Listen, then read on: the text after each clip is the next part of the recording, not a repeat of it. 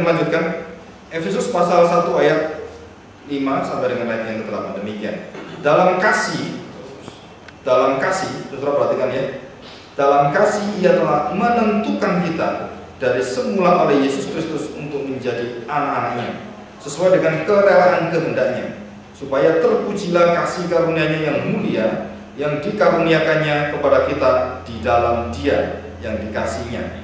Sebab di dalam Dia dan oleh darahnya kita beroleh penebusan, yaitu pengampunan dosa menurut kekayaan kasih karunia-Nya yang dilimpahkannya kepada kita dalam segala hikmat dan pengertian. Saudara, ini ayat ini sangat jelas sekali kalau kita teliti baik-baik. Ayat yang pertama ini seperti satu pujian sebenarnya. Saudara, ini adalah seperti satu pujian yang ada urutan, mulai dari terpujilah Allah, seperti lagu yang kita kenal ya. Terpujilah Allah dan Bapa Tuhan kita Yesus Kristus, yang dalam Kristus. Jadi ada Yesus Kristus disebut 2 kali. Jadi dalam pribadi Tritunggal itu, Kristuslah yang diberi oleh Tuhan satu pribadi yang merupakan satu pribadi penyalur berkat dari keselamatan, yaitu Kristus telah mengaruniakan kepada kita segala berkat rohani di dalam surga. Setelah itu, sebab di dalam Dia Allah telah memilih kita sebelum dunia dijadikan. Jadi di dalam Kristuslah Allah memilih kita sebelum dunia dijadikan, supaya kita tujuannya adalah kudus dan tak bercacat di hadapannya. Dan yang kelima, dalam kasih. Ini dalam kasih adalah kasih Kristus.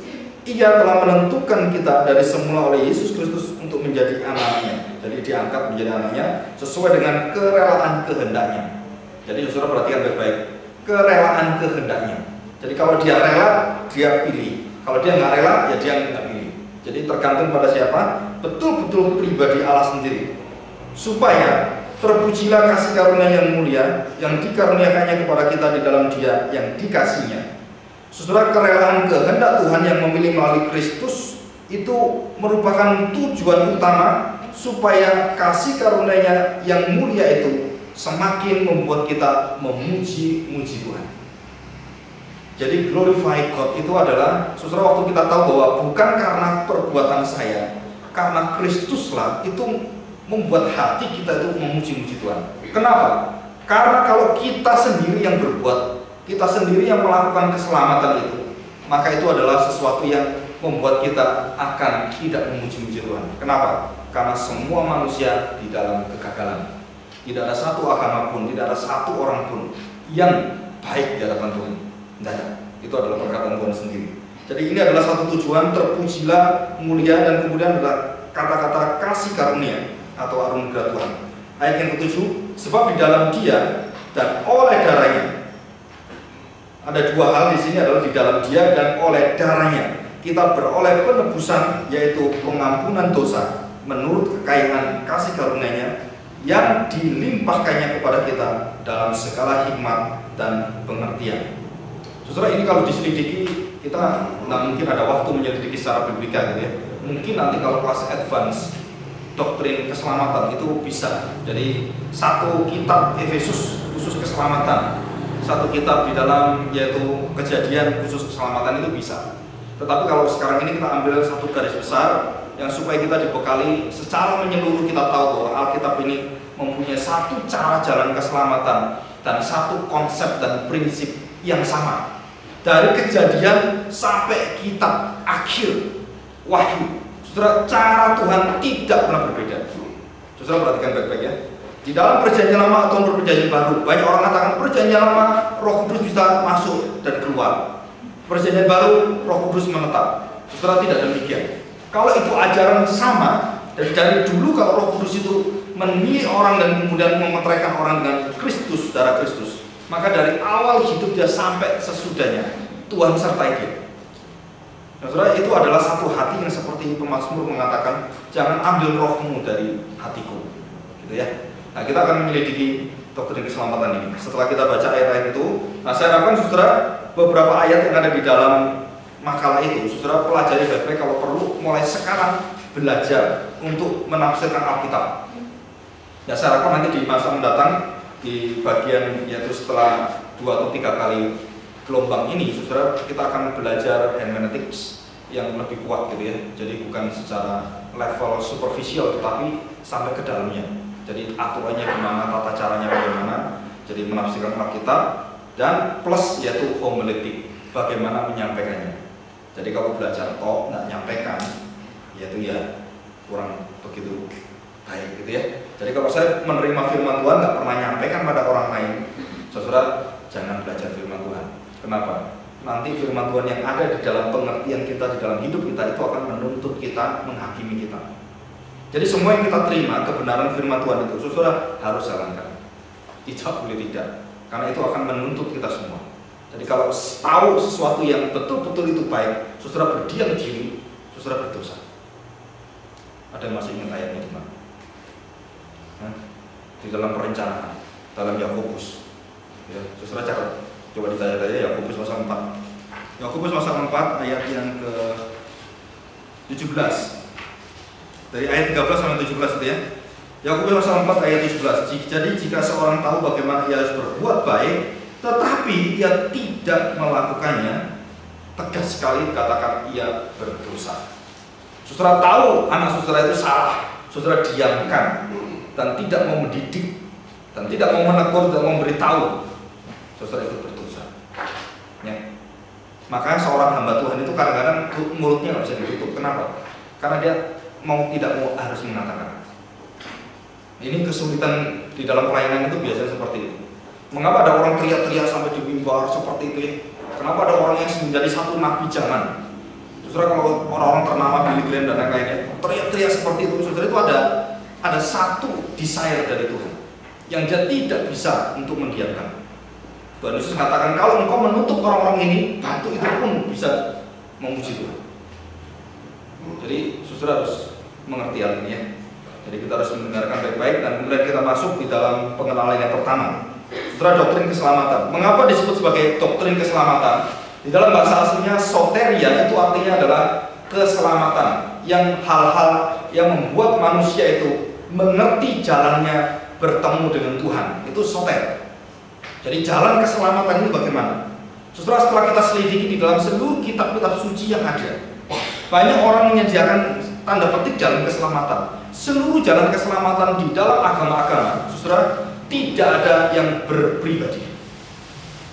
Hanya di dalam Alkitab, hanya di dalam Kristus yang mengatakan bahwa dia adalah jalan dan dia adalah kebenaran.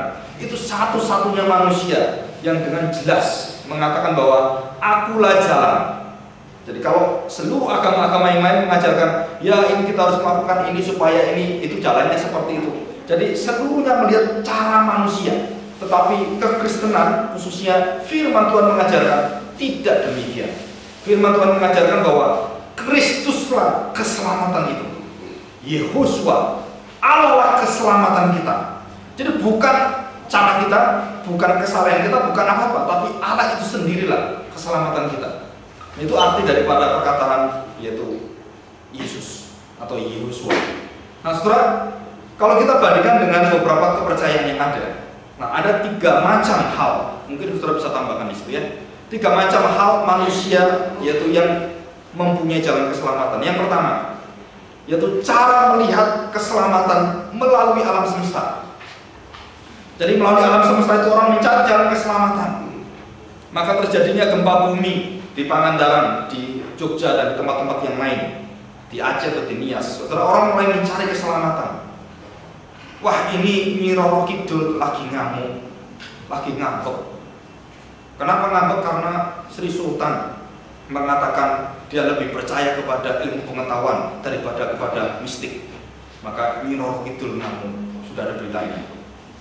Nah, apakah betul demikian? Apakah yang menyelamatkan manusia yang bisa mencegah bencana itu Nyi Roro Kidul? Nah, itu kepercayaan.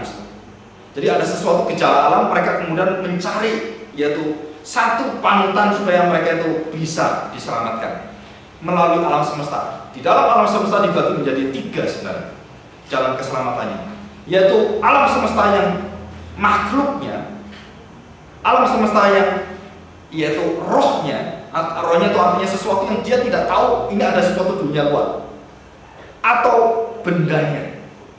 Nah, saudara, ini adalah jalan keselamatan yang paling dasar. Kalau engkau diselamatkan karena engkau mau diberkati Tuhan, Saudara, keselamatanmu itu merupakan hanya dasar yang dibawa sama dengan agama lain. Kalau saya ke gereja, saya hanya ingin mendapatkan supaya saya bekerja, supaya saya bisa mencari nafkah, saya datang ke gereja. Saudara, itu adalah sama dengan orang dunia, tidak ada bedanya gitu. Jadi keselamatan yang kita miliki ini bedanya apa? Saudara, kita belajar ini ya. Jadi yang pertama adalah kalau orang dunia melihat pada bentuk-bentuk yang berpribadi, artinya itu yaitu yang ada makhluknya, pribadinya, biasanya binatang, burung di udara dan lain-lain. Mereka memakai binatang yang paling hebat, paling kuat jadi dewanya. Orang India itu memakai gajah untuk menyelamatkan. Padahal di India itu gajah bunuh orang banyak, tapi tetap aja dia nggak menyelamatkan. Sapi juga sama. Sapi itu adalah dianggap dewa yang menolong manusia. Kenapa? Dia yang menjalankan semua, terus menolong manusia, dagingnya bisa diambil, susunya bisa diambil, semua, kulitnya bisa untuk baju, gitu ya, untuk tas kita dan lain-lain. Nah, ini konsep dasar dari sesuatu yang makhluk hidup yang dipuja oleh manusia menjadi jalan keselamatan. Yang kemudian masuk yaitu dunia lain, dunia roh. Kita nggak tahu dunia roh. Dunia roh artinya yang berkaitan dengan hal yang mistik, dukun dan lain-lain. Dari suku-suku bangsa, saudara kalau lihat, selalu ada orang di sana yang berhubungan dengan dunia roh. Nah, saya barusan ini melihat pada satu tayangan National Geographic di salah satu suku yaitu Mara di Afrika. Ada orang yang disebut sebagai orang yang paranormal, kalau kita ngomong paranormal, tetapi orang ini sangat dihargai, tua sekali, umurnya hampir 90 tahun. Tetapi dia bisa mendatangkan banyak hal, dan bahkan orang sakit itu bisa dia ramalin gitu ya, terus dikasih apa-apa bisa sembuh. Dan itu terbukti. Nah, saudara, itu orang-orang yang ke sana, baik yang misionaris atau beberapa orang yang senang dengan suku-suku seperti itu, mereka masuk ke sana melihat cara-caranya. Setelah mereka selidiki, memang kok bisa sembuh dari mana? Nggak tahu, berkaitan dengan dunia lain. Nah, kemudian hal-hal yang bersifat mati, saudara, gunung, laut, itu yang disembah. Matahari, bulan, bintang, ada kemuliaannya sendiri yang disembah oleh mereka. Ini adalah dasarnya. Dan kemudian kita masuk di dalam langkah yang lebih maju, yaitu manusia menyembah manusia. Keselamatan tergantung pada siapa?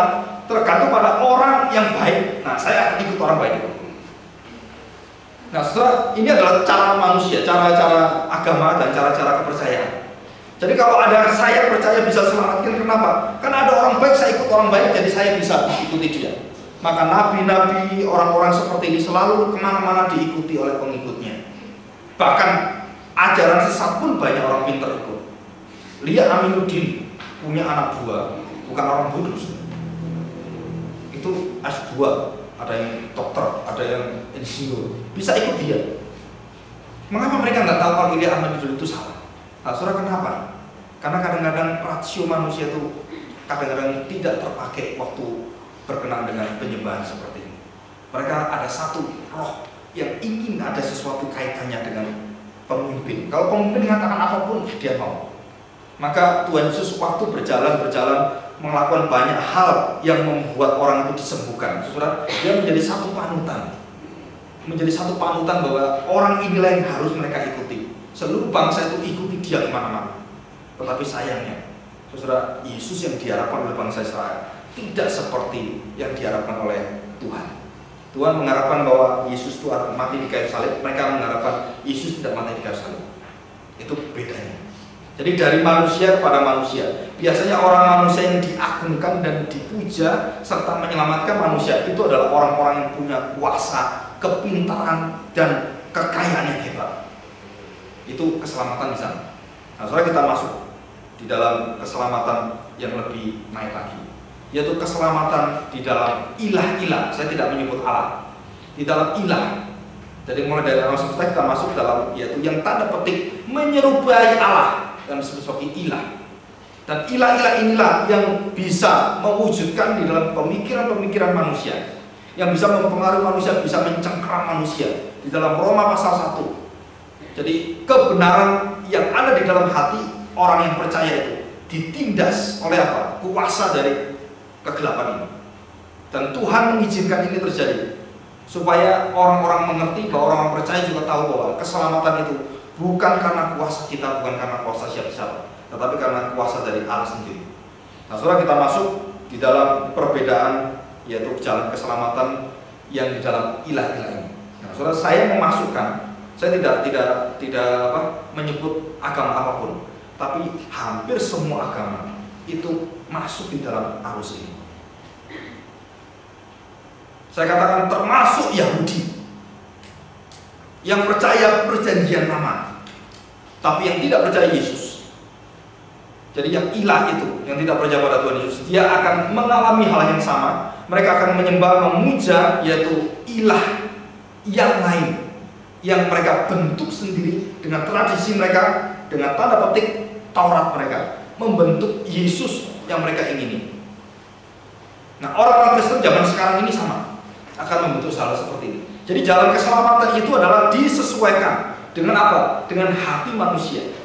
Saudara, kadang-kadang Tuhan itu juga memberikan semacam kelonggaran pada bangsa Israel. Saya berikan contohnya. Bangsa Israel itu tidak mempunyai raja. Kenapa? Karena memang dilarang punya raja. Dilarang sekali. Dilarang punya raja, kenapa? Karena raja itu adalah Allah sendiri. Kalau engkau meminta raja, berarti raja itu adalah bukan Allah, berarti engkau akan menyembah raja itu. Engkau akan melihat pada raja. Itu kelemahan dasar. Maka seluruh sistem pemerintahan kerajaan yang ada di Israel itu adalah selalu melawan Tuhan. Termasuk Daud, yang walaupun disebut orang yang berkenan kepada Tuhan, hidupnya pun melawan Tuhan. Padahal seluruh kuasa, seluruh kehebatan, dan seluruh daripada kepemilikan daripada Daud itu dari Tuhan.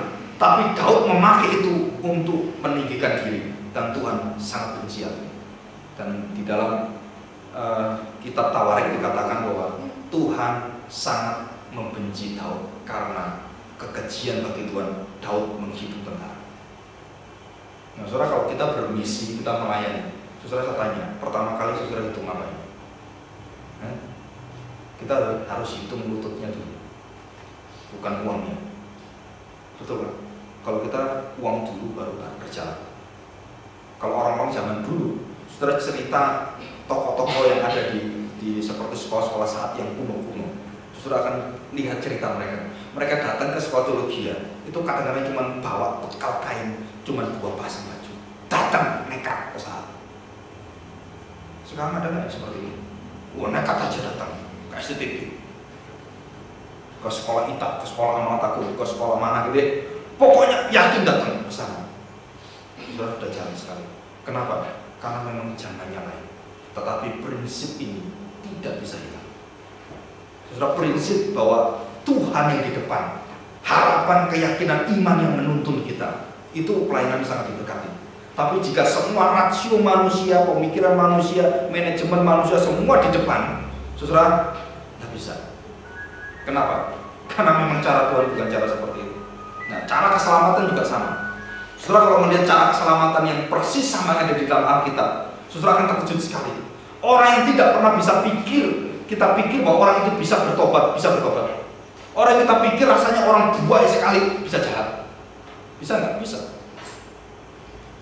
Jadi kadang-kadang di dalam ujungnya hidupnya dia tiba-tiba, saudara, ini orang yang luar biasa ini, tiba-tiba tidak mengasihi Tuhan. Salah satu buku yang paling klasik di dalam sistematika teologi, Francis Turretin, profesor yang hebat, yang jenius sekali, menuliskan abad yang kira-kira abad 17 mau ke 18. Dia menuliskan satu buku 4 volume, sekarang sudah dituliskan. Saudara, ditemukan dan kemudian pertama kali di dunia buku sistematika. Tapi Profesor Turretin ini, saudara, pada masa akhir hidupnya memakai kuasa otaknya dia melawan Tuhan. Padahal buku sistematika yang kita pelajari ini itu berasal dari dia, dari otaknya dia. Tetapi pada ujung waktu hidupnya dia, waktu dia melihat bahwa segala sesuatu sulit dipikir dan bahkan tidak masuk akal, dia akhirnya mengatakan apa? Aku tidak percaya lagi Tuhan. Mengagetkan. Saya seringkali mengatakan, teman saya juga sama, mau mencapai S1, S2 gitu ya, pada waktu titik akhirnya balik ke Indonesia, tidak percaya Alkitab ini, firman Tuhan. Saya tanya, buat apa sekolah tinggi? Buat apa belajar? Saudara, semakin belajar, Di dalam Prolegomena sudah dijelaskan. Semakin kita belajar firman Tuhan, semakin kita tahu Tuhan itu harus disanjung. Firman itu adalah firman yang kekal. Tidak ada sesuatu yang bisa menghakimi firman Allah, tetapi segala sesuatu diakui oleh firman Tuhan. Ini jelas sekali. Nah, saudara, kita masuk di dalam cara-cara keselamatan. Yang pertama, semua agama tidak pernah bisa menghindari berpikir konsep keselamatan. Itu ya yang pertama ya. Termasuk kekristenan dan agama-agama yang lain. Saudara, perbandingan kekristenan dengan Roma Katolik, karismatik atau Pentakosta dan denominasi yang lain. Nah, saya sebutkan sekarang kita masuk di dalam khusus yang ada dan yang mengerti sama-sama, yaitu Alkitab. Roma Katolik ada bedanya dengan kita, Yahudi ada bedanya dengan kita. Roma Katolik percaya Deuterokanonika, kita tidak. Orang-orang Yahudi tidak percaya Deuterokanonika, tidak percaya perjanjian baru. Mereka hanya perjanjian lama yang ada di tangan kita. Nah, mereka percaya cuma perjanjian lama, tidak percaya perjanjian baru. Itu orang-orang Yahudi. Nah, mereka masih menantikan Mesias supaya datang menyelamatkan mereka. Ini kasihan sekali mereka. Saudara, ini adalah agama-agama yang masuk di dalam pewahyuannya sama. Sebenarnya agama Islam termasuk di dalamnya, karena Islam juga ikut di dalam arus kita, ada Zabur, Taurat, dan Injil. Cuma ada perbedaannya. Perbedaannya apa? Yang diambil semua itu lain dengan yang kita miliki dan lain dengan yang ada di dalam orang Yahudi. Nah, kita tidak bicarakan ini. Jadi ada 3 agama, saudara, Katolik, Protestan, terus kemudian Yahudi dan Islam. Ini di sini. Nah, Protestan sekarang berkembang luar biasa menjadi bentuk orang-orang, yaitu yang pertama kali orang Puritan dan kemudian menjadi Metodis. Metodis kemudian berkembang lagi menjadi orang-orang Pentakostal. Tapi Pentakostal berkembang menjadi karismatik. Karismatik kemudian berkembang lagi menjadi gerakan apostolik. Ini berkembang terus. Nah, jalan keselamatan yang kita pelajari baik-baik, saudara perhatikan baik-baik. Akhirnya kita tahu jelas dari cara Allah yang berdaulat itu, kembali gereja melakukan satu kesalahan yang sama terus-menerus. Akhirnya keselamatan itu kembali pada kuasa manusia. Ini sayang sekali. Mengapa sayang sekali? Karena disitulah manusia mulai berpikir dan mulai bisa mengatakan bahwa kalau saya tidak melakukan, bagaimana saya bisa diterima oleh Tuhan? Kalau kamu tidak baik, bagaimana kamu bisa memimpin gereja? Maka disinilah kebaikan itu akhirnya menjadi formalitas dan legalitas dan menjadi satu ukuran manusia. Maka gereja jatuh dan orang-orang percaya jatuh di dalam hal apa? Sama dengan orang-orang Farisi. Jadi legalisme dan juga hukum-hukum itu akhirnya mendahului dan juga mengungguli akan jalan keselamatan dari Tuhan. Ini terbalik semua. Jadi kemudian berbalik. Nah, saudara, denominasi yang lain juga sama ya. Nah, sekarang kita masuk yang kedua. Beda naturnya berasal dari kuasa manusia atau kuasa Allah. Sumber keselamatan, saudara, agama yang ada pewahyuan selalu mengatakan sumber keselamatan adalah kasih karunia Allah. Semua sama. Orang-orang yaitu agama apapun, saudara, selalu mengatakan bahwa sumber menyelamatkan itu Allah. Tetapi waktu peristiwa berjalan, waktu manusia melakukan segala sesuatu kehidupannya, di sanalah akan terbuka agama yang betul-betul bersandar penuh kepada Tuhan dan agama yang bersandar penuh kepada yaitu kemanusiaan. Jadi 2 agama ini hanya dipisah. Hanya ada 2 agama di dunia kalau ini agama. Agama dalam artian yang betul-betul agamanya, bukan agama secara umum. Kalau agama betul-betul menyembah Tuhan, saudara, cuma ada 2. Yang satu adalah menyembah cara Allah dan pribadi Allah yang menyelamatkan. Yang kedua adalah menyembah cara manusia dan pribadi manusia yang menyelamatkan. Sisanya itu tidak ada. Saudara, nanti pelajari baik-baik. Seluruh kepercayaan manusia itu dibagi menjadi 2. Yang satu adalah hanya Kristus, Allah melalui Kristus, dan yang lain adalah non-Kristus. Dibagi menjadi 2. Dan itu arus yang jelas sekali dalam keselamatan. Saudara, kalau kita pelajari baik-baik, mulai dari orang kepercayaan suku bangsa yang paling primitif sampai kepada satu agama yang besar yang menguasai banyak di dunia ini dan bahkan sudah mendekati 1 miliar manusia. Saudara, waktu dibandingkan cara menyembahnya orang-orang primitif suku bangsa ini dengan orang-orang modern yang beragama, mirip dan sama. Kenapa? Karena mereka mengejar keselamatan itu dengan seluruh daya kekuatan manusia. Kalau perlu saya mempersembahkan anak saya, kalau perlu saya mempersembahkan apapun untuk menyenangkan dewanya. Ini jalan-jalan keselamatan yang ditebus dengan apa? Dengan cara usaha manusia, baik itu binatang, baik itu anaknya, baik itu siapapun, harta benda, dan diberikan kepada yang menyelamatkan dia. Jadi non-personal salvation. Jadi keselamatan tidak pada pribadi, itu seluruh agama di sana. Dan hanya di dalam kekristenan, keselamatan itu hanya di dalam pribadi Kristus. Saudara, tidak bisa dipisah. Dan benar-benar kita tahu bahwa waktu Yesus mengatakan seluruh kalimat dia, jaminan keselamatan melalui mulut kepada Tuhan Yesus, itu adalah langsung Allah sendiri. Saudara tidak bisa membandingkan dengan siapapun. Saudara bandingkan dengan ajaran siapapun waktu Yesus mengajar, tidak ada bandingnya. Tidak ada yang pernah menjanjikan bahwa sampai Allah sendiri pun menyerahkan nyawanya bagi kita. Saudara coba lihat, seluruh kepercayaan yang lain dewa itu di sana. Kita berusaha mempersembahkan apapun supaya dia senang. Tapi ini enggak. Ini yang di atas itu turun mempersembahkan apa? Untuk kita, kebalik. Betul kan? Jadi kalau agama-agama yang ada di dunia ini, yang manusia itu, saudara, kita berusaha menyenangkan Tuhan dengan cara kita.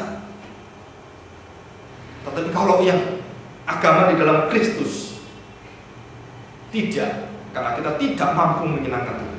Tapi Tuhan yang datang, yang memberikan anaknya pada kita, barulah di sana Tuhan senang hatinya. Dan setiap orang yang ikut anaknya itu ikut menyenangkan Tuhan. Tapi kalau tidak ada Kristus di sana, tidak ada yang menyenangkan Tuhan. Maka seluruh cara agama yang dilakukan oleh mereka semua di hadapan Tuhan. Kalau kita tahu di dalam Yesaya, Yeremia, Yeskiel, saudara, Tuhan sangat muak dengan cara ibadah orang-orang seperti itu. Dan Tuhan sangat jijik melihat mereka. Nah, kalau kita sekarang melihat bahwa keselamatan yang kita miliki adalah keselamatan yang merupakan sama dengan agama lain. Saudara, waktu kita beribadah, kita sama dilihat oleh Tuhan. Waktu kita melakukan cara-cara kita melayani, Tuhan waktu lihat kita, saudara, engkau sama dengan dunia. Cuma engkau di gereja, yang lain tidak. Ini yang kesulitan sekarang. Nah, kalau kita sudah mengerti ini, betapa pentingnya kristologi itu, betapa pentingnya pribadi Kristus itu, yang tidak bisa digantikan oleh siapapun keberadaannya. Karena dia adalah Allah dan manusia itu sendiri, yang merupakan satu pengantara keselamatan. Nah, saudara, kita akan pelajari nanti, atau mungkin di minggu kedua atau minggu tiga, yaitu kesatuan mistik. Disebut mistik karena tidak bisa kita mengerti dengan Kristus. Jadi di dalam Yohanes pasal 15, aku adalah pokok anggur, engkau adalah caranya. Kalau engkau tidak pernah menempel padaku, maka apapun kau lakukan adalah tidak ada daya, tidak ada kekuatan, tidak ada kehidupan. Jadi hanya yang di dalam Kristus, yang menyatu dengan Kristus, maka engkau bisa melakukan, menguasai, yaitu hidupmu. Itu hanya di dalam Kristus. Saudara, jaminan itu dalam Kristus. Kalau tidak dalam Kristus, tidak ada jaminan itu. Tidak ada engkau bisa menguasai akan, yaitu karaktermu, engkau menguasai akan dosa, enggak ada, saudara. Kenapa? Karena itu yang ada hanya jaminan di dalam Kristus. Dan keselamatan di dalam Kristus adalah kuasa Allah, bukan kuasa manusia. Ini jelas sekali. Nah, kita akan masuk konsep keselamatan secara tradisional, saudara, tidak terkait dengan cara atau metode keselamatan, tetapi lebih difokuskan pada urdu keselamatan. Keselamatan yang tradisional artinya kekristenan, ya. Saudara, kekristenan itu tidak menekankan bagaimana caranya saya bertobat, tetapi menekankan bagaimana kita bisa menjadi bertobat. Ngerti maksudnya? Jadi kekristenan itu bukan agama menjadikan orang itu supaya bertobat, tidak, tapi supaya orang itu tahu bagaimana saya menjadi bertobat. Ada orang ditanya, kamu sudah percaya Tuhan Yesus? Udah. Waktu dia ditanya, dia jawab dengan tegas sekali. Tapi waktu dia dalam perjalanan hidupnya dia, jatuh bangunnya hidupnya dia, saudara, dia baru mengerti, dia baru tahu keselamatan saya kok seperti ini. Mengapa ada manusia seperti ini? Mengapa ada orang yang sepasang dengan saya yang saya sulit mengerti? Mengapa ada orang yang dulunya saya gak pernah pikir, kenapa bisa seperti ini? Saudara, keselamatan itu sendiri tidak pernah terpisah dengan kehidupan kita. Waktu kita melihat kehidupan kita yang paling sulit, barulah kita mengalami satu pemrosesan dari Tuhan. Pemrosesan apa? Apakah engkau akan menangani keselamatan jalan hidupmu dengan caramu, atau engkau bertakluk atau menaklukkan diri kepada Tuhan? Saudara, segala perkara yang ada dalam hidup kita, bangkrut di dalam ekonomi, ada masalah di PHK, ada masalah apapun, saudara, kalau kita teliti baik-baik, kalau engkau tidak memiliki akar yang kuat di dalam Kristus, maka kehidupan kita itu tidak memiliki satu arah di masa depan. Maka keluarga-keluarga yang mengalami banyak hal di dalam kehidupan mereka, kegoncangan, saudara, hanya berakar pada Kristus, mereka akan kembali disempurnakan. Jika tidak ada cara lain, mereka semakin hancur. Ya, ini keselamatan yang difokuskan bukan pada cara-cara kita, tetapi yaitu bagaimana Alkitab mengatakan bahwa saya bisa bertobat. Mengapa saya bisa menjadi bertobat? Nah, di sana dijawab Alkitab. Alkitab banyak sekali memberikan cara-cara bagaimana Roh Kudus bekerja menyelamatkan orang. Tetapi tidak ada satu cara yang boleh dipakai sebagai pengajaran. Saya berikan contoh. Saudara, kalau saya sebagai pembunuh seperti Paulus, bunuh orang-orang Kristen, kemudian Tuhan menjadikan saya pemimpin gereja yang besar, maka kalau ingin menjadi pemimpin gereja yang besar, harus membunuh orang Kristen. Gitu. Enggak kan? Kalau saya mau jadi pemimpin yang besar, jahat dulu sejahat-jahatnya, baru diangkat jadi pemimpin yang hebat. Apa betul? Nah, kalau Paulus memang betul cara hidup Paulus itu dipakai oleh Tuhan seperti itu, dan pada titik akhir pembalikannya dia menjadi rasul yang luar biasa sekali. Tetapi tidak mungkin setiap orang seperti rasul. Nah, ini kesalahan-kesalahan di dalam jalan keselamatan dan kesalahan-kesalahan di dalam pelayanan kita. Kalau gereja yang satu itu berhasil, kita selalu ingin pakai cara itu supaya gereja kita berhasil. Nah, itu salah. Kenapa? Karena setiap gereja itu diberi hak oleh Tuhan dan karunia yang berbeda-beda, dan kita harus mendalami. Oke, kita masuk dalam dasar keselamatan Kristen. Saudara, dasar keselamatan Kristen bermuara, itu artinya mulai mengalir sampai kembali lagi, awal dan akhir itu berada di dalam karya keselamatan yang dilakukan oleh Kristus. Jadi sola Christos, hanya di dalam Kristus. Maka Kristus unik, final, dan mutlak dibutuhkan di dalam keselamatan. Jadi saudara, saat kalau ditanya, Pak, bagaimana dengan orang yang terlalu baik? Saudara, kemarin ada seorang kepala bank dari Limpo telepon ke saya. Pak, aku ingin ada seorang ibu yang tanya, saya nggak bisa jawab, karena saya jawab, dia nggak pernah percaya. Nah, karena pernah kenal dengan Pak Agung, nah ini ketepatan gitu deh, Pak Agung tolong jawab. Saudara, di handphone, dia kasihkan, terus saya pakai handphone. Dia tanya, Pak, tolong tanya, kalau ada orang baik, berpuluh-puluh tahun baik, dan dia sangat dermawan, tidak ada, saya pikir saya ini cucunya, karena dia cucunya, ini kakeknya dia. Tidak pernah marah dengan mamanya, apakah neneknya gitu, tidak pernah marah dengan anaknya, dia baik sekali. Dari sejak kecil dia tahu, semua orang kampung tahu dia orang luar biasa. Terus dia tanya, kenapa orang seperti ini tidak diselamatkan? Tegas. Kenapa? Saya katakan, bukan karena saya yang bikin aturan. Kalau kamu marah dengan saya, itu kalau saya bikin aturan silakan marah. Tapi karena Alkitab yang mengatakan demikian, saya ingin tanya pada ibu. Ibu percaya Alkitab atau tidak? Percaya. Jadi kalau percaya Alkitab, keselamatan hanya di dalam siapa? Tuhan Yesus Kristus. Adakah di dalam perbuatan baik manusia? Saudara, dia sendiri mau mikir, oh gitu ya.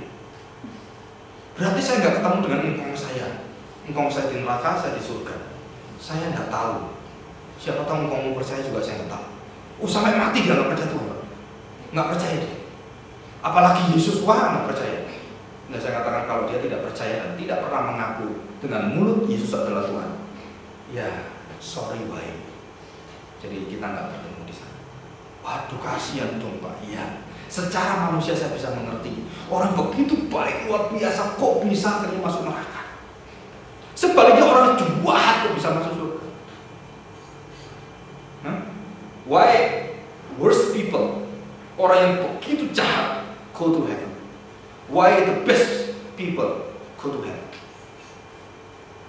Kenapa orang disebut sebagai the best-nya manusia masuk neraka. Orang yang disebut sebagai orang yang jahat sebelah kanan Tuhan Yesus masuk surga. Saudara, jalan keselamatan dimiliki dalam Alkitab bukan seperti yang dipikirkan manusia, bukan seperti yang kita pikirkan. Banyak hal yang kalau kita pelajari baik-baik, saudara, itu kesulitan kita sekarang luar biasa sekali. Kenapa? Kalau kita lihat secara moral, nanti ukurannya apa? Apakah moral saya? Apakah hati nurani saya? Apakah kebaikan masyarakat? Saudara, itu akan diselidiki. Kita akan selidiki baik-baik satu persatu. Ya, oke, kita masuk yang kedua. Jadi keselamatan yang sempurna hanya di dalam Kristus. Tanpa Kristus tidak ada. Dan prinsip sola gratia, sola fide dan scriptura dan soli Deo gloria itu sangat penting sekali sebagai landasan dasar, yaitu doktrin keselamatan. Yang kedua, saudara, keselamatan dalam Alkitab berasal dari keputusan ketetapan Allah semata-mata. Ini jelas sekali. Di dalam Alkitab tidak pernah dikatakan bahwa cara kehidupan dan cara keselamatan seseorang itu berasal dari cara berpikir manusia atau rundingan manusia. Tidak ada satu kalimat pun yang di dalam Alkitab pernah mengatakan bahwa engkau diselamatkan karena engkau melakukan ini dan itu. Bukan. Dalam arti bahwa engkau sudah merancang itu semua. Tidak ada. Tapi Tuhan yang sudah merancang. Dan mulai dari kitab Mazmur, kitab Amsal, kitab-kitab yang banyak sekali, dari perjanjian lama sampai perjanjian baru. Saudara, kalau diselidiki baik-baik, sampai Ayub pun ditanya oleh Tuhan. Ditanya tentang apa? Saudara, ditanya tentang terjadinya alam semesta. Ditanya tentang bagaimanakah pengaturan Allah yang luar biasa untuk mengatur musim. Bagaimana Allah mengatur binatang dengan binatang itu berjalan dengan luar biasa sekali.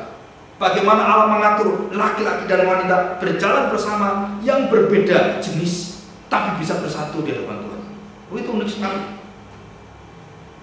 Khotbah pernikahan yang diberikan pada saya waktu itu adalah di dalam kitab Amsal tentang laki-laki dan wanita bisa berjalan bersama. Kenapa laki-laki dan wanita bisa bersatu? Saudara, kalau dipikir sampai hari ini, sampai kedokteran ilmu pengetahuan, kok bisa kesatuan hati manusia bisa menelurkan manusia, bukan menelurkan istilahnya, bisa melahirkan manusia. Dari mana? Dari cuman kecil sekali berapa itu bisa bertemu sampai akhirnya seperti itu. Kita tidak tahu. So.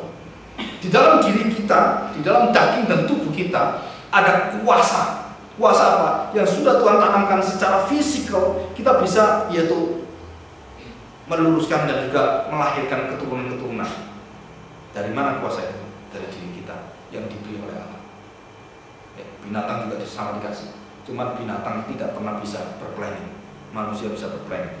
Binatang berplanning hanya di dalam intuisi hati. Manusia berplanning di dalam yaitu hikmat, cara dan kerja Allah. Saudara, ini adalah keputusan ketetapan. Kembali, apa arti ketetapan? Saudara, segala sesuatu, ini istilah ketetapan sudah harus tahu jelas. Kehendak dan ketetapan beda. Saudara harus tahu ini ya. Counsel and the will itu lain. The will of God itu ada seorang yang pintar sekali, Timothy Tow namanya, meringkas dalam ada sekitar 5-7 kehendak Allah. Ya, mulai dari kehendak Allah yang mutlak, yang betul-betul di dalam Kristus, kehendak Allah yang diizinkan, yang dibiarkan, kehendak Allah yang dinamis, kehendak Allah yang di dalam prerogatif dia, itu macam-macam ada kehendak Allah. Karena dia baca Alkitab, dia selidiki semua, akhirnya dia berikan bermacam-macam kehendak Allah. Nah, saudara, kehendak Allah selalu bermuara di dalam ketetapan Allah. Jadi antara kehendak Allah dengan ketetapan Allah, saudara, itu tidak pernah terjadi satu kerenggangan. Kalau kita tahu kehendak Allah, kita tahu apa ketetapan Allah. Kalau kita tahu ketetapan Allah, tahu apa yang dikehendaki Allah. Nah, saudara, ketetapan lebih ke arah kesatuan, kebersamaan Allah Tritunggal. Itu ketetapan. Jadi kalau kita belajar keselamatan, saudara, keselamatan kita dari awal sampai akhir nanti itu adalah karya Tritunggal di dalam hidup kita. Itu luar biasa sekali. Dari mulai Bapa, Anak, dan Roh Kudus itu di dalam hidup kita. Nah, kita akan pelajari baik-baik ini ya. Nah, terus saudara perhatikan di dalam ayat yaitu Roh Kudus yang memperteraikan. Efesus pasal 1 ayat 13 dan 14. Kita baca ya. Efesus pasal 1 ayat 13 dan 14.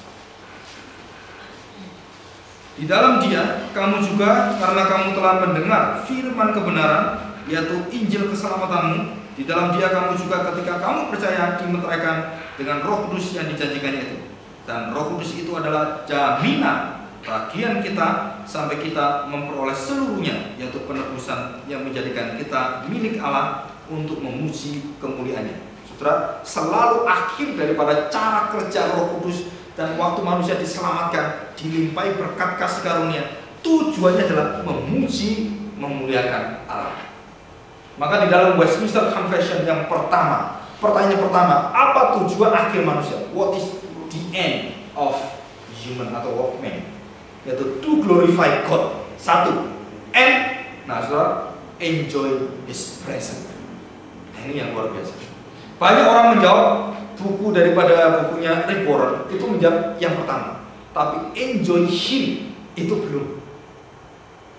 Jadi enjoy Him-nya itu tidak termasuk di sana. Walaupun ada beberapa pembahasan, tetapi yang waktu enjoy Him, saudara, artinya apa? Presence-nya Tuhan dalam hidup kita itu membuahkan bermacam-macam hal. Yang pertama, kekudusan. Yang kedua, disiplin diri. Yang ketiga, kasih Allah itu meluber, melimpah. Itu akan dengan hadirnya Allah dalam hidup kita, maka seluruh sifat Allah itu sudah akan melalui hidup kita. Kasih Allah, pengampunan Allah, kesetiaan itu akan mengalir terus. Ini artinya menikmati kehadiran Dia bersama kita. Ini kenikmatan. Saudara, di dalam bukunya John Piper mengatakan hedonisme of Christian. Jadi satu hedonis dari orang Kristen adalah menikmati kehadiran Allah. Nah, saudara, saya harapkan saudara, kalau setiap orang-orang percaya menikmati kehadiran Allah, maka waktu mereka bertemu dengan orang-orang yang sama-sama menikmati kehadiran Allah, maka disitulah ada disebut sebagai kerajaan Allah atau gereja Tuhan. Ya, di situ akan timbul atau satu kumpulan yang disebut sebagai gereja atau kerajaan Allah. Nah, saudara, karya Roh Kudus yang kemudian di dalam Roma pasal 6, kita baca Roma pasal 6. Roma pasal 6 itu ayat untuk baptisan, biasanya dipakai untuk baptisan. Roma pasal 6. Nah, saudara perhatikan baik-baik. Roma pasal 6 ayat yang keempat. Dengan demikian kita telah dikuburkan bersama-sama dengan Dia oleh baptisan dalam kematian, supaya sama seperti Kristus telah dibangkitkan dari antara orang mati oleh kemuliaan Bapa, demikian juga kita akan hidup dalam hidup yang baru. Nah, saudara perhatikan ya. Jadi dengan kematian Kristus dan kebangkitannya, maka dengan demikian kita akan hidup dalam hidup yang baru, the new life. Nah, saudara, saya tanya, kalau saya hidup baru, apakah saya cuma perasaan saya saja Kristen, atau cuma pikiran saya Kristen, ataukah seluruh saya ini dilahirkan? Ini bedanya the new life and the old life. Saudara, itu bisa dibaca tetapi tidak bisa dengan jelas dibedakan. Maksudnya begini, kalau saya orang percaya saya mengalami keselamatan dari Tuhan, saya sendiri pribadi akan tahu betul-betul apa saya diselamatkan atau tidak, dan orang lain tidak akan mengerti seperti saya mengerti. Nah, sebaliknya, jika orang lain tanya pada saya, kamu diselamatkan kok tingkah lakumu seperti itu? Saudara, itu menjadi pertanyaan bagi kita. Mengapa kamu jauh lebih jelek daripada orang dunia? Nah, saudara, itu menjadi pertanyaan kita. Kenapa orang Kristen itu lebih korupsi daripada orang bukan Kristen? Mengapa orang Kristen itu lebih berpikir kotor daripada orang bukan Kristen? Kenapa orang-orang yang seperti Buddha itu nggak pernah pikir seks? Dia bisa. Kenapa orang-orang Kristen banyak pikir seks? Mengapa? Nah, saudara, kalau kita menyelidiki ini, waktu kita tahu bahwa kelemahan-kelemahan daripada daging manusia itu begitu banyak dan tendensi daging kita itu dalam dosa. Nah, saudara perhatikan baik-baik. Yang ditebus oleh Tuhan, yaitu hidup kita sudah lahir baru, tetapi rumah kita masih daging kita. Maka seumur hidup kita, saudara, manusia baru kita akan terus-menerus menanggalkan manusia lama. Dan tidak diberikan hak oleh Tuhan. Saudara, begitu engkau lahir baru, manusia lamamu langsung hilang. Itu artinya tubuh sempurna. Tidak. Mengapa Tuhan masih memberikan pada kita masa-masa kita berjuang bergumul dengan luar biasa itu, supaya engkau belajar baik-baik keselamatan bukan dari kekuatan. Itu intinya. Jadi kalau kita diberikan pergumulan dalam kekudusan kita, saudara, itu artinya bukan kita semakin supaya kuasa melawan akan ketidakkudusan itu, bukan. Supaya engkau semakin bersama pada Tuhan, semakin tahu bahwa engkau semakin melawan akan tendensi dosa itu, engkau semakin hancur. Tetapi semakin aku berserah dan Tuhan yang pimpin saya, maka itu akan bisa dikuasai. Dan itu janji Tuhan. Mengapa kita nggak bisa menguasai? Banyak orang tanya saya, Pak, namanya watak Pak ya. Wah, namanya kalau sudah watak gitu ya. Kalau orang Jawa Tengah mengatakan wataknya atau biaknya, tabiatnya, nggak bisa dirubah. Banyak orang ngomong dan saya seperti itu. Sampai ada seorang bapak gitu, yang ngomong tentang anak saya itu, saya percaya Pak, Yesus pun sekarang turun memberitahukan kepada dia nggak akan bertobat. Kaget juga sih, gini kayak Lazarus dan orang kaya. Apakah bisa orang itu karakternya itu nggak bisa dirubah, bahkan Tuhan pun nggak bisa merubah dia? Apakah ada seperti itu? Nah, saudara, saya percaya karakter kita tidak sempurna, tidak ada orang sempurna, tetapi kita mengalami proses transformasi, itu betul. Tetapi dalam hidup kita, di dalam keselamatan kita akan mengalami satu hidup yang jatuh bangun dan bahkan kadang-kadang sangat dalam jatuhnya. Mungkin, tanda petik, mungkin seperti beberapa yaitu peristiwa sampai bercerai. Mungkin. Apakah cerai itu menghilangkan keselamatanmu? Tanya. Jawab. Tidak harus tegas, tidak. Jadi boleh cerai. Tidak boleh. Tetapi kalau sampai toh mengalami seperti itu kita sedang mengalami satu pergumulan bersama Tuhan. Apa engkau hidup bersama dengan Tuhan? Atau kok pasangan hidup bersama Tuhan? Nah, setelah ini di sini kita mengalami satu kehidupan yang sangat unik sekali. Jadi kita tidak boleh untuk menghakimi orang. Jadi begitu bercerai, memang di dalam gereja orang yang bercerai masih hidup tidak boleh menduduki jabatan. Tidak boleh. Itu firman Tuhan. Kalau cerai, yuk jadi majelis, saudara. Maka rakyat atau jemaat boleh menantang ini. Mengapa? Firman Tuhan mengatakan demikian. Tidak boleh. Loh, kalau istrinya dua gimana? Oh, lebih lagi. Loh, kalau nggak boleh percaya, nggak apa-apa. Istrinya dua tapi boleh nggak? Nggak boleh, saudara. Kenapa nggak boleh? Karena memang itu aturan. Bukan saya yang bikin, tapi Tuhan yang bikin. Loh, kalau gitu, wah susah Pak ya. Iya, tapi menjadi pelayan boleh nggak? Boleh. Tetapi menjadi pemimpin tidak boleh. Nah, saudara, ada kriteria. Nah, kita belajar baik-baik gitu ya. Oke, kita lanjutkan. Anugerah ilahi dalam Kristus adalah kuasa kedaulatan mutlak Allah. Saudara, ini tidak cuma-cuma, tetapi bukan murahan. Artinya bahwa Yesus memberikan harga yang paling mahal, yang tertinggi, yang di surga, yang termulia, yang teragung, dan akhirnya dihina manusia. Nah, saudara, orang yang menghina anugerah ini adalah orang yang akan mendapatkan murka Tuhan. Saudara, perhatikan baik-baik. Beberapa kalimat ada di dalam firman Tuhan.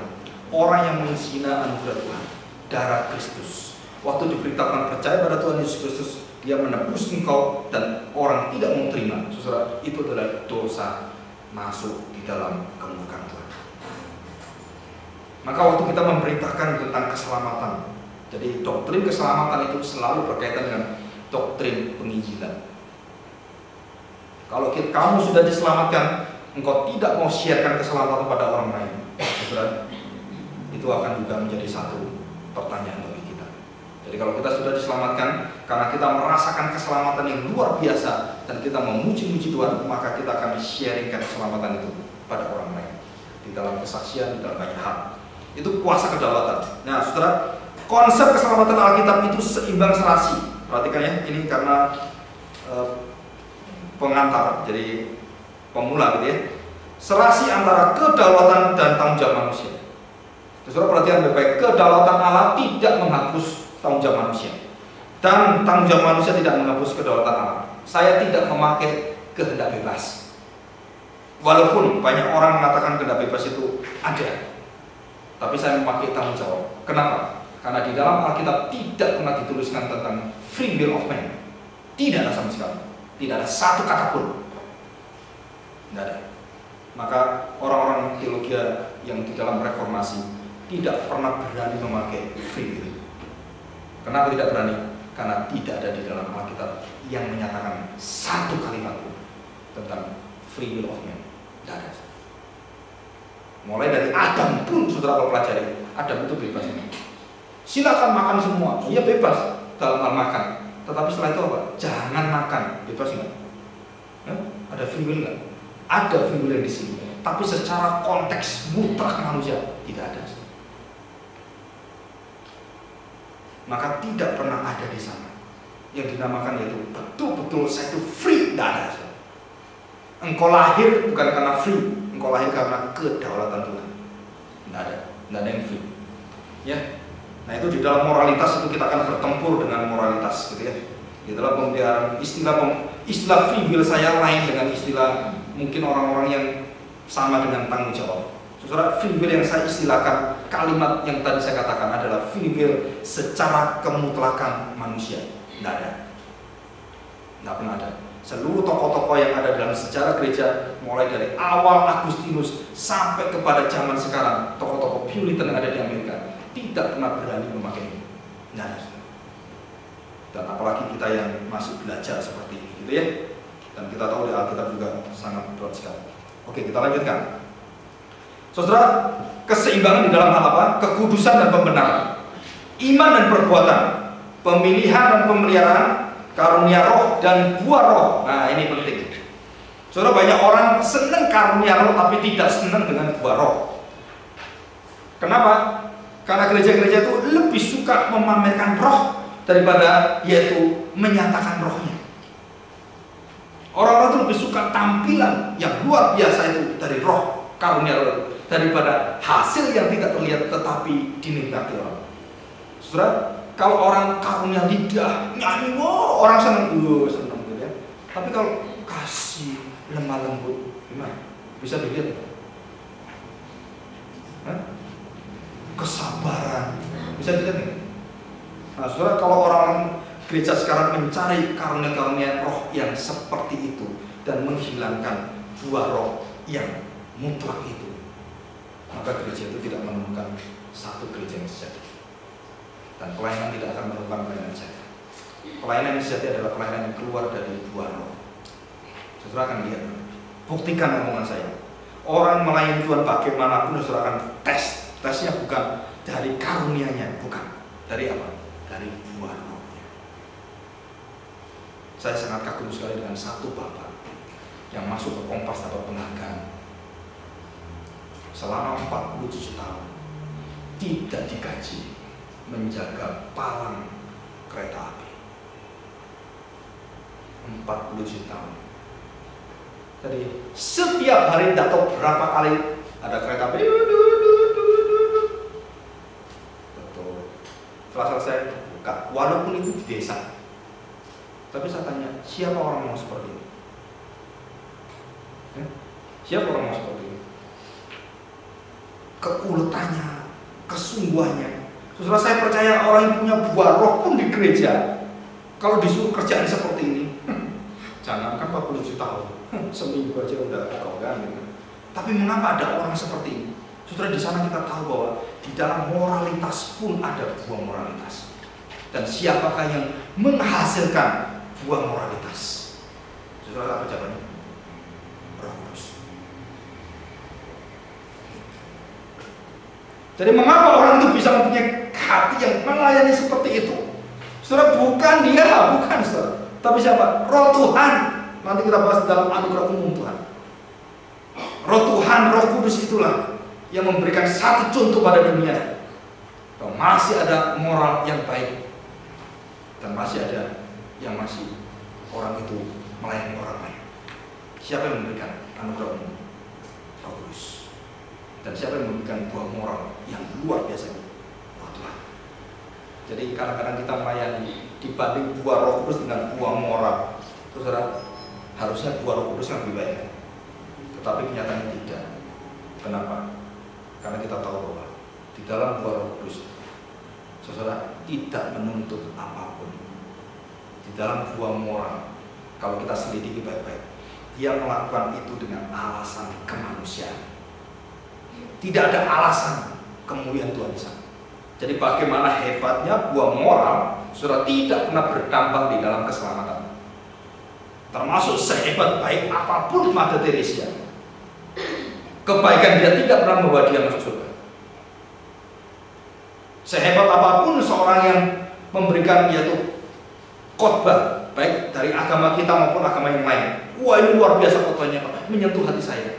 Tapi kalau tetap di dalam moralitas, saudara, tidak mungkin berdampak di dalam keselamatan kita. Ya, kita harus benar-benar tahu ini. Oke, hindarkan kekeliruan konsep, yaitu sinkretisme, sintetisme, adopsionisme. Apa itu kekeliruan konsep? Yang pertama, saudara, sinkretisme adalah kepercayaan kita itu menggabungkan diri cara keselamatan kita dengan cara-cara duniawi dan cara-cara yang tidak benar, seperti yang Alkitab katakan. Nah, saya berikan contoh kenapa Paulus marah sekali dengan Petrus. Kenapa, saudara? Maka dia marah, betul-betul marah di depan orang, dia marah. Karena Petrus sudah mau merusak jalan keselamatan. Dia sudah menyatakan satu jalan keselamatan. Dia sudah mulai mendiskriminasi orang-orang yang bukan Yahudi, orang yang bukan bersunat. Dia berkumpul dengan orang bersunat, termasuk di dalamnya Barnabas ikut di dalam. Maka Paulus berdiri langsung, dia marah luar biasa sekali. Dan hanya orang berhati misi yang mengerti ini. Paulus adalah seorang rasul misi. Maka rasul misi tahu bagaimana perasaan orang. Kalau engkau ada kumpulan orang bersunat, engkau tinggal. Perasaan saya bagaimana? Saya masih orang tidak bersunat. Maka Paulus membela orang-orang seperti ini. Dia berdiri, dia tegur Petrus dan Barnabas. Tegas sekali. Saudara, mengapa perumpamaan anak terhilang itu diberikan Tuhan Yesus kepada orang-orang Israel, orang-orang Farisi? Mengapa? Saudara, perhatikan peranan papanya, luar biasa sekali. Soalnya itu kalau di dalam khotbah misi, waduh sangat indah sekali. Jadi peranan papanya itu menyambut anak yang pertama dan menyambut anak yang kedua sama hatinya. Luar biasa sekali. Tidak seperti Petrus. Jadi anak pertama jatuh dalam dosa, bertobat, kembali ke rumah papanya, lihat, wah dia sambut, oh anakku, dia perlu dia cium, dia kembalikan posisinya ke semula, yang harusnya nggak layak, harusnya jadi budak. Tapi anak yang kedua marah luar biasa sekali. Kenapa kamu terima anak pertama? Aku dikerja untuk kamu bertahun-tahun, semua kebaikan kamu, hebat. Moralitas, semua dibicarakan kebaikan dia. Papa lihat nggak melanggar sama sekali. Bertahun-tahun aku hidup, kamu kasih apa? Papanya ditantang. Bagaimana sikap papanya? Kurang ajar kamu. Enggak, anakku. Luar biasa. Jadi anak pertama, anak kedua dirangkul semua. Dia mengatakan, segala kepunyaanku, kepunyaanmu. Kenapa kamu seperti ini? Luar biasa sekali ya. Itulah keselamatan. Jadi saudara, kalau kita diterima oleh Tuhan sebagai anak pertama, saudara jangan menghina anak kedua. Atau engkau anak kedua jangan menghina anak pertama. Artinya, kalau saya sebagai orang bangsa lain yang diterima, bukan orang Yahudi diterima, maka kalau Tuhan menerima orang lain di dalam hidupmu, mungkin itu musuhmu, saudara terima. Wah, kok bisa dia masuk Kristen? Wah, kalau dia ke gereja sini, saya nggak mau, saya keluar gereja. Ini moralitas anak sulung. Wah, ada dia nggak mau keluar gereja. Nggak bisa. Malah kita harus menyambut. Gitu ya. Saya percaya itu anak sulung dan anak bungsu akhirnya dirangkul papanya. Papanya rangkul dia. Karena dia katakan, apa-apa. Kok kan segala punya. Masuk ke dia. Masuk ketemu dengan siapa? Adiknya. Maka adiknya juga menyambut gitu. Nah, itu luar biasa sekali. Itu keindahan. Tidak ada satu perumpamaan yang indah di dalam misi yang pernah mengalahkan perumpamaan. Saudara kalau mendengarkan itu